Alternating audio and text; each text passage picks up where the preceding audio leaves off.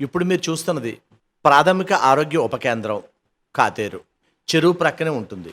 లక్షలాది రూపాయల వ్యయంతో నిర్మించిన ఈ భవనం ఎందుకు ఇలాగా శిథిలావస్థకు చేరింది? ఇది ధవళేశ్వరం పిహెచ్సి పరిధిలో ఉంది అని అక్కడ బోర్డు ఉంది. ప్రజాధనం దుర్వినియోగం ఎంత దారుణంగా అవుతుంది. పైగా ప్రాథమిక ఆరోగ్య ఉప కేంద్రం అంటే ఏదైనా ఫస్ట్ ఎయిడ్కో ఇంకో దానికి ఇది ఉపయోగపడాలి. ఆరోగ్యం విషయంలో, ప్రజారోగ్యం విషయంలో దీని దుర్భర పరిస్థితి చూడండి. మరి ఎక్కనైనా ఆరోగ్య శాఖ అధికారులు ఇలాంటివి పట్టించుకుని నిరుపయోగంగా పడి ఉన్న భవనాల విషయంలో చర్యలు తీసుకుని ప్రజలకు ఉపయోగపడేలా సేవలు అందేలా చేయాలని ప్రజలు కోరుకుంటున్నారు. అది జరగదు అని కొంతమంది అంటే, గట్టిగా పట్టుబడితే బాధ్యత తీసుకుంటే జరుగుతుంది అని కొంతమంది అంటున్నారు. ఏం జరుగుతుందో వేచి చూద్దాం.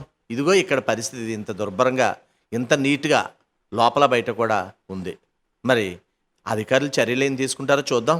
దయచేసి గమనించండి. ఒక ముఖ్య మనవి, మేం ప్రసారం చేసే నిర్లక్ష్యం కార్యక్రమం ఏ ఒక్కరిని అవమానపరచాలని గాని తక్కువ చేయాలని గాని మా ఉద్దేశం కాదు. కేవలం రాజమండ్రి నగరం బాగుండాలని మా ఈ నిర్లక్ష్యం కార్యక్రమం ముఖ్య ఉద్దేశం.